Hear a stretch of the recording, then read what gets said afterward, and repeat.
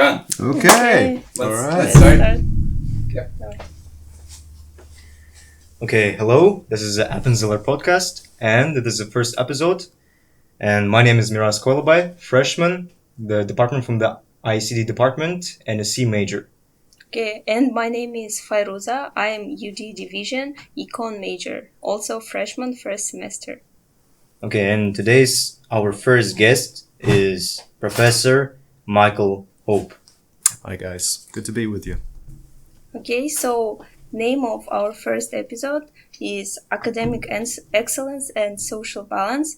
We'll be asking Professor Hope the questions related to how to achieve a high GPA, how to keep balance with your social life and your academics. Okay. Yeah.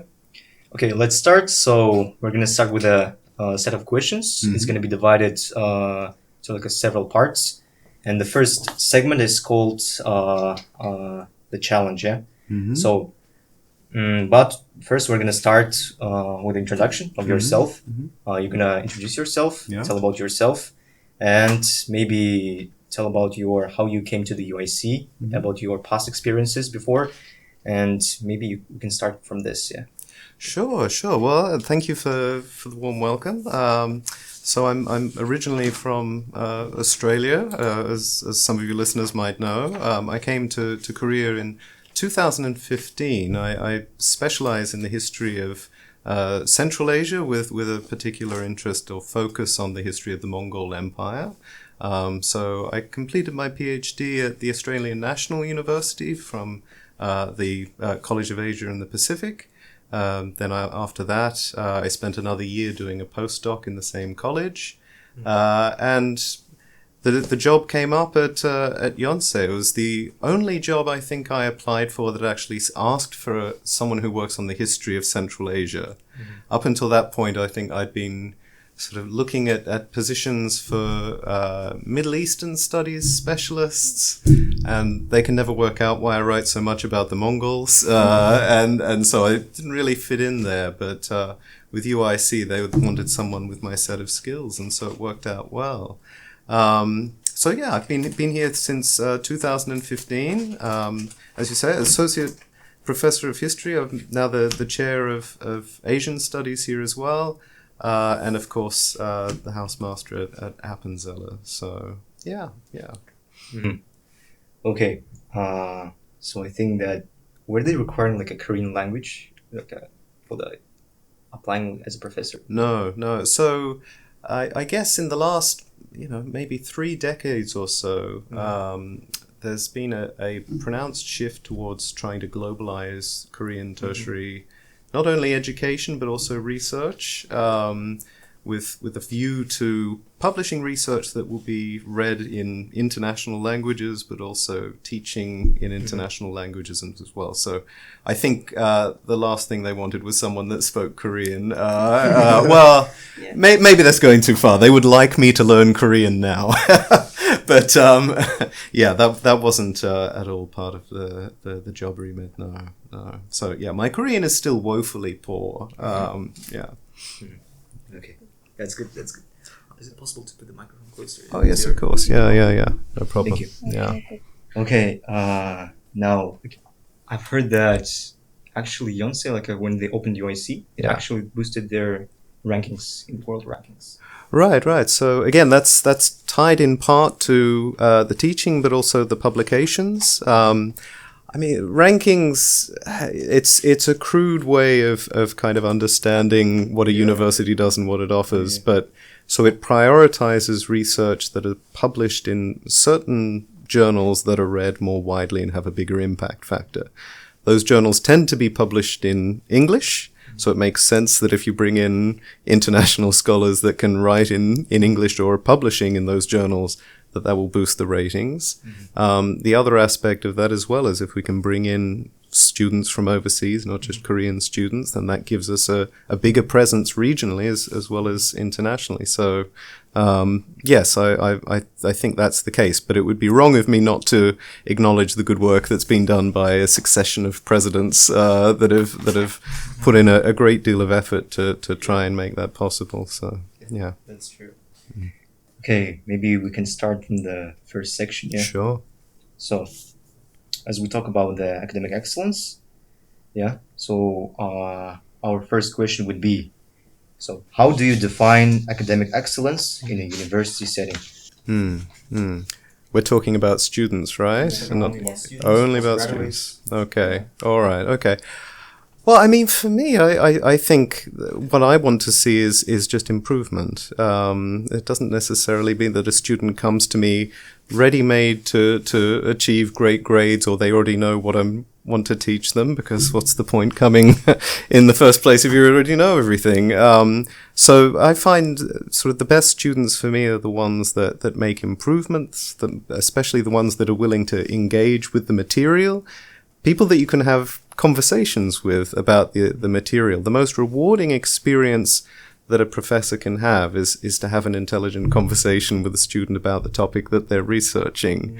Not just one where you're going through the motions and just asking pro forma questions for evaluations, but ones where a student can take what you've taught them and then creatively apply it somewhere else, or ask a question you hadn't thought of or perhaps hadn't asked on the day, because that suggests another level of understanding. It's much rarer to find that in a student, but that's often a measure of the student that's going to achieve good things in your class. And we saw a little bit of that last week with the Asian Studies major. We had an evening for our students who have completed their senior theses from last year. Those students have done really remarkable independent research into new topics that you know are possibly at the level to be published soon with some slight modifications. So if you can get the student to that level, then you know that's wonderful. They're actually contributing something to our knowledge. Yeah. So, back to the senior thesis last week. Yeah. So I was really interested in one of the topics actually about the Suning exam, and actually motivated me to shoot some videos about it. Yeah. Oh yeah. Yeah. Like Okay. the last Thursday, this Thursday. Yeah. This Okay. week, I went to one of the high schools in Seoul, Right. like near the Onsu station, Right. called like a Winshin High School, and me and Fairuza, Yeah. were recording the videos. We came there at 7 a.m. Have seen like a lot of stuff starting from the metro, what kind of changes were applied, and what happened to the students who were going to inside of high school. We're lucky that the policemen actually thought that we're students. Yeah. They were passing Yeah. students. Yeah, So- they actually let us in the school. Oh, And wow. we could, get some footages of the classrooms. Yeah, and Oh wow. Yeah. that's Yeah. how we got an access inside of school. Yeah. To Wow. see the students actually stressing. Some of them are smoking. Yeah. Some of them are actually someone brought the huge luggage with him. Yeah. The actual suitcase. Suitcase. Yeah. They were bringing the suitcase to the exam. Wow. Yeah. So proper investigative journalism. Yeah. Then you're going right into the into the lines We cage. also were asked a question Yeah. of some of the reporters. Yeah. Yeah. They were reciting there. Yeah. Were official reporters or just casual one? Yeah, Oh. if we're journalists, since he brought the huge camera, one of this, and he was filming everything. Oh, well, great. Kudos to you. I mean, yeah, the level of, the intensity of these assessments is something else, I've got to say. Really surprising. Much more, I guess everywhere is getting worse, but I think Korea's on another level compared to what I'd been used to before moving out of Australia. Yeah. So related to Korean students, so you teach both international and Korean students, Right. right? You have both of them. So have you noticed the big differences in their academic achievements, how they approach the lessons? Are there noticeable differences between international and Korean students? Well, I mean, I could generalize. I find that I think it's more important. Individuals sometimes take better, and it's always dangerous to generalize. I could make a broad sweeping comment and say that the international students often are more comfortable speaking up in class discussions. Korean students are excellent at retaining information and are often quite good when it comes to exam conditions. Really good. But that rule sometimes doesn't apply. I mean, I have in one of my classes at the moment, one of my seminar classes, one of the most consistent contributors to the class discussion is a Korean student. So, he's probably one of the better ones. So, it's difficult to apply that on a broad scale. And since our international students come from so many different places, they have a lot of different experiences. So, the other class that I used to teach was East Civ, right? I used to teach that for, I think, 7 semesters. Yeah. So, I had a reputation, maybe a little bit before your time, I think. But, there really you wouldn't have been able to break it down between Korean students and international students. There were some students that had prior training in the subjects that we covered. Actually, a lot of students from the former sort of Central Asia, so Uzbekistan, Kazakhstan, covered a lot of the topics that I went over as well. So they had that familiarity to do well. A lot of the Korean students that were willing to embrace the information did very well. A lot of international students really struggled because that's just not what they're taught anymore. So, it is hard to generalize, I would think. But one strength I think that we see across the board with UIC students, because it is a liberal arts college, so they have different majors, different specializations. The one virtue that I think stands out for me is that you can take a UIC student and introduce them to something new, and they might not know anything about it, but they can assimilate new information and they can adapt to it. Mm-hmm. So the big difference I notice is not necessarily even in a semester, it's over the course of the degree. And the students I have in my first year, it's a great joy to see them in their third and fourth year and see the growth that's taken place. Not necessarily because of anything I've done, but the program as a whole, they adapt really, really well. Yeah. That's great. So moving on, the next question is, what tips can you share for effective time management to maintain a high GPA? Average. Yeah, that's a good question, and I'm not even sure that I'm always that good at managing my time, to be perfectly honest with you. It's you don't think I'm good time management? Everybody gets busy, and I think it's it is a question of priorities.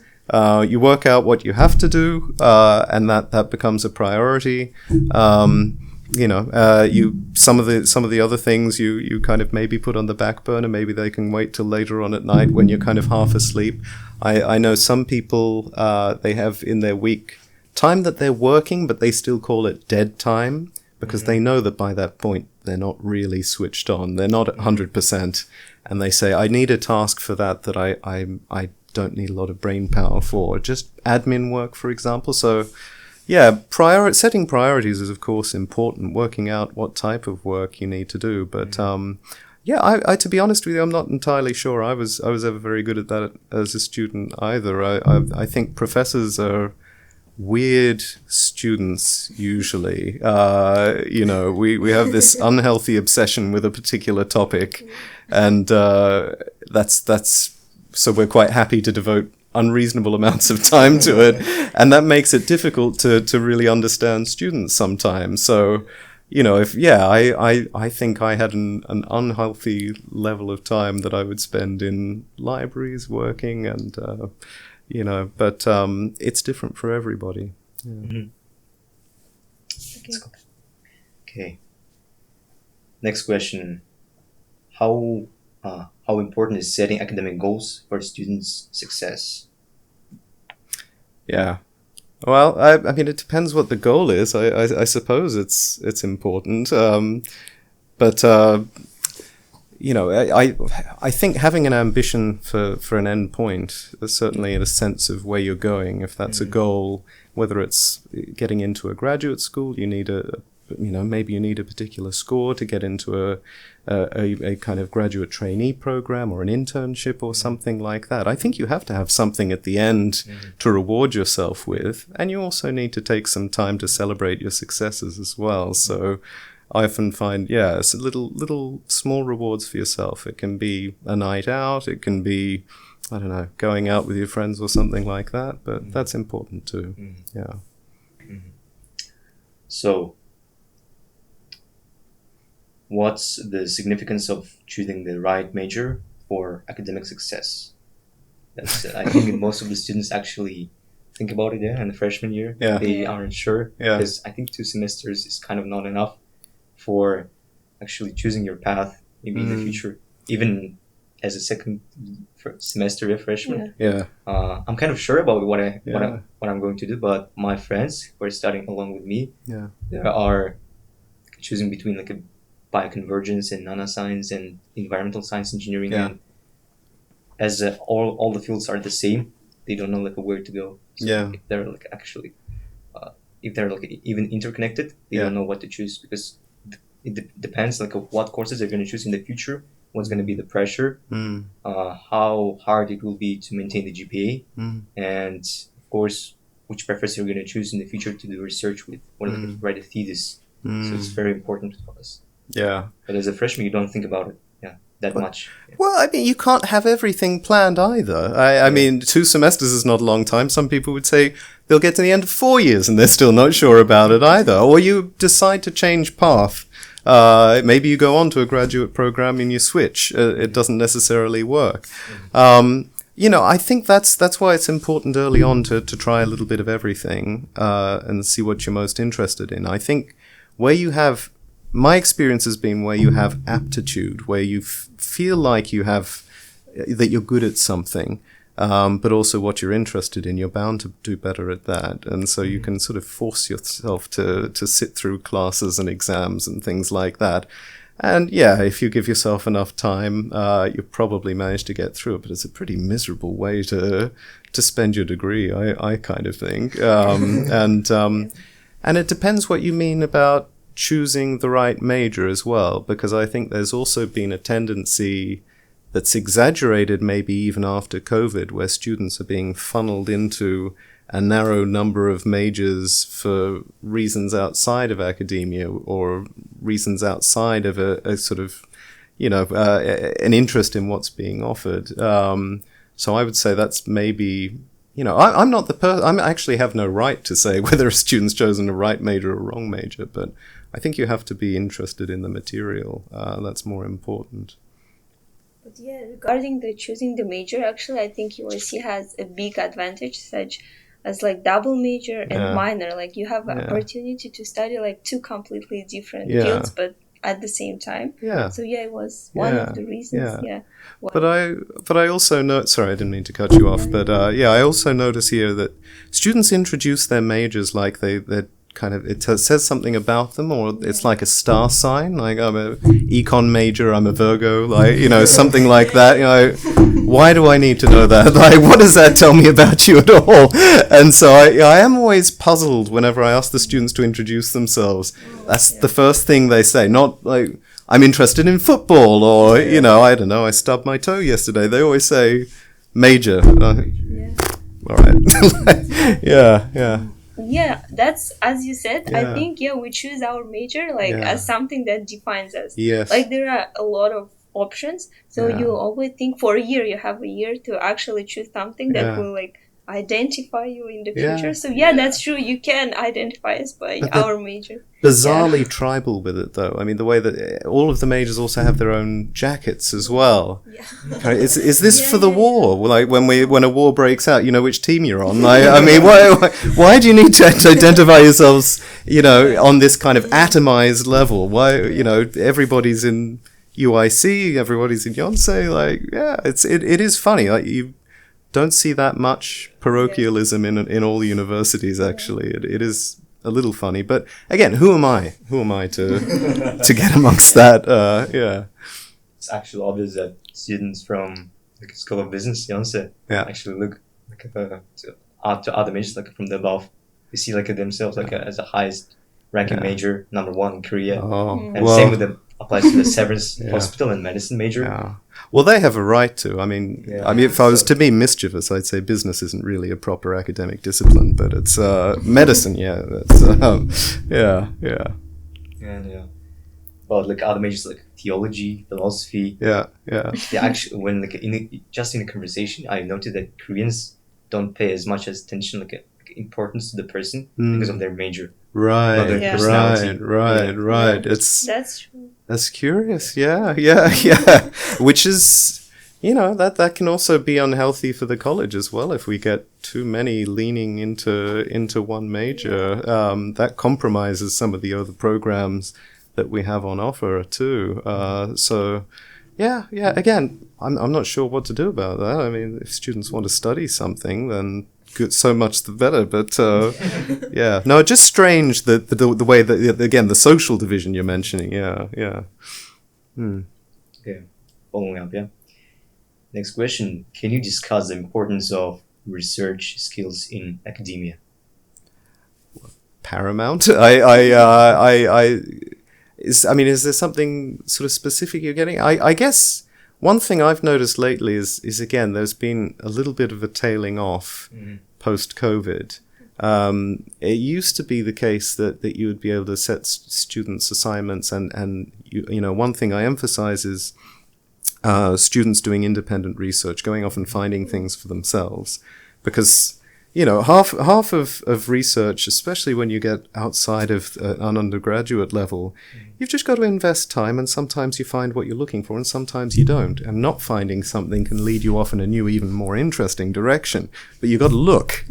That's kind of the process. That's what research is. And I'm not sure, but I sort of feel like now it might be, as I say, a COVID hangover where students have become so used to studying online. I don't think half of them step foot in the library, which is it's really troubling. I mean, even I will kind of encourage it as much as possible. I do put a lot of material on Learnus, but that's no substitute for having what we have available in the libraries. I mean, Yonsei has at least 5 libraries or so, but students won't. So I think there's almost got a phobia of them. It's like a vampire walking into a church or something. They think they'll burst into flames if they step foot in one. But which again is a bit of a shame. That was such an integral part of my experience going through my undergraduate years. Outside of class, I lived in the library practically. Research is incredibly important. It's important to distinguish yourself as well. If you're reading exactly the same things as your classmates, you're going to come up with exactly the same results, and you're going to be boring, or you're not going to stick out. And if you can go away and find something, again, the best assignments I've received this semester have been when students have gone out and found something that no one else has, and have dug into the topic a little bit deeper. It makes them stick out. And maybe they don't always get it right, or maybe I feel like they haven't done the best job, but I'll reward the effort. Because, it is a very, very important skill. Yeah. Well, okay, we can move on to the next segment. Yeah. Segment 2, about the social life. Yes. I hope my students aren't taking any of this personally. I'm using them as a case study for a lot of this. Yeah. Again, I have excellent students. Like every class, there's a mix of talents and different skills. But, I also hear a lot of good feedbacks about your classes. From most of my friends. They're like, if you like to talk, please take his class. If you know this topic, please take. Oh, good. Well, my propaganda is working then. Yeah. I don't know. But I think actually the students who come into my class and know the topic often struggle more actually. Yeah. Because they feel like they don't need to go out and do the research. And so it's the ones that have no idea. The best questions I always get are from students saying, this might be a little bit beside the topic, but I think, no, that's exactly what I want to hear. Like, ask me something that I didn't think of. Yeah. That's good. Okay, so the first question about the social life at university. What are the benefits of being socially active in college? Well, it's good for your emotional health, I would think.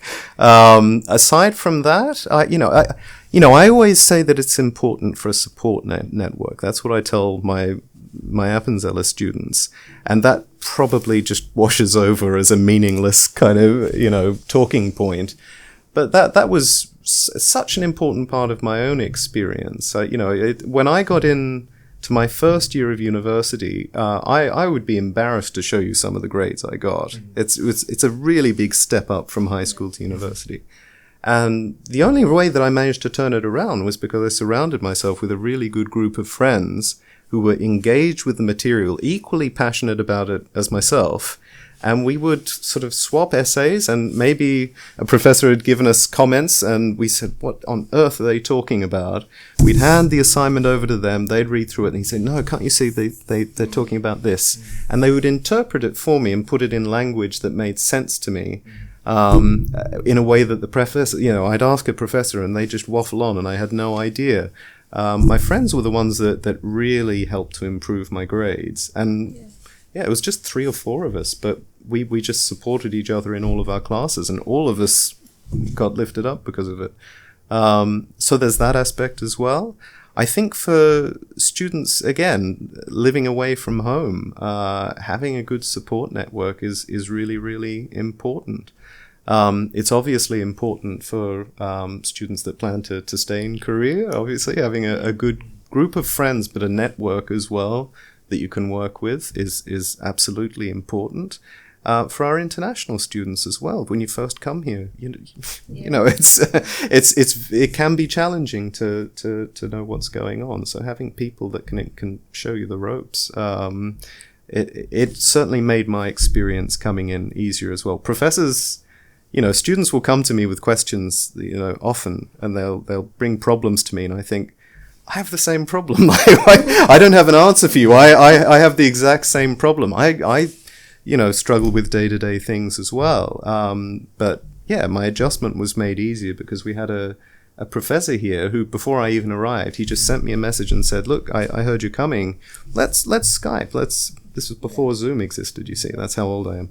And so we chatted over Skype. The first time I came out here, he would just show me everything. Even before I asked a question, he just would tell me things. Sometimes it was useless advice. Sometimes it really worked. And it helped to plug me in so much faster. And it's not just about banks, getting your phone set up, getting your ARC. For me, it was part of the university culture as well, because Korea has a very different university culture to what you'd experience in the US or Australia or the UK or Europe. And so explaining that process, what it's like inside a classroom, what's expected of you, how you interact with the office, these little things can make a huge difference. Yeah. It's actually what I use for my application. Oh, yeah? Yeah, good. I was in Korea before applying to Yonsei. And I actually met Alan. Before that, he's my first friend. Yeah. Excellent. And so when I came here back in October 2022, 1 year ago, and I was just discovering the buildings, discovering the professors, and talking to one of the graduate students at the UIC, at the Annex Hall. Talk to the admissions officers. So I have pretty crazy stories with them. So one time, I got up from the metro, and I'm feeling that someone's behind me watching me. When I turn around, I see that 3 or 4 people from the admission office walking behind me, just behind me. When I got up from the Sinchon station, just all the way to Annex Hall, they were following me. Just we were 3 or 5 meters apart. What for? They were all going to the same place? Or? To the same place. I was actually submitting my documents at that day, And I thought you were saying they're stalking you. I thought, we have excellent admissions officers. They'll follow our students to work out if they're any good or not. Okay. All right. When I came to Annex Hall, at 9:10, I just entered the office, and they mentioned that they actually saw me in the metro, when I was walking. So we had really good conversations. Oh, that's nice. Yeah. I mean, I have to say, the most of the officers, just the nicest people that you can meet. But you have to know the system, because they have to work within that system, and it's so getting to know how that works. I always find having a certain degree of resignation that you might not get the outcome that you want, but at least you'll learn something, and hopefully you'll get some of what you want. But having a sense of humor about it as well also helps. Yeah. Did you have Okay, let's continue then, moving to the third section here. So, balancing both, yeah, both Yeah. academic and social life. The hardest thing to do. I think so, as a Yeah. student. Possibly. Yeah. First question would be, what are some common misconceptions about balancing academics in social life? Probably that you can do with one without one or the other. I've worked very hard to try and reduce one, but I think if you have the right group of friends, the two can really sort of mesh together quite comfortably. It is important, I think, to have some distance, though. You have to have some place to reset your batteries. For me at university, that was and still is to some extent football. I'm a huge football fan. Has nothing to do with my job, and so I can just switch off and come back to it fresh. Family as well is a big one for me. My wife and daughter are here as well. My wife has zero interest in what I do for a career, which is actually great. A lot of people think it's not a good thing, but it's great because I can't go home and talk shop. I'll get in and I'll try and do it, and she'll say, no, I'm not, let's talk about something else. And so I have to switch off, and it's good having that separation, I think. It gives you perspective. So yeah, I would think that's good. But again, academics are generally not very good at this. We tend to just never put the books down. I always try and my understanding of what I do is that I have a hobby that got out of hand, and now I do it for a job. And so that distinction between work and play is not always clear to me. Yeah. So I think I want to define what does social life means to me. Social life. Mm-hmm. So I think a social life is not only having a lot of friends, relationship, everything like that, but also it could be just clubs. Maybe if you're really even history club. If I join the history club, I won't consider it as my academics, but more as my social life, because I meet people with same interests. And for example, if I'm really I have really low GPA, I hate studying, I hate my classes, but I have something some clubs that I'm really interested in. So should I just dedicate all of my time to those clubs? Maybe in this case, social life will be more important. Maybe, but in that case, it might also become something of a distraction. Maybe that's your escape from not doing well in academics. Yeah. But, it all depends. We had one international student who came over and was obsessed with kind of Korean pop culture, everything to do with it. And, I remember talking to some of her other professors, and they would say, we just never see her in class. And we're really worried she's going to fail. Yeah. She went on to become a really successful events promoter.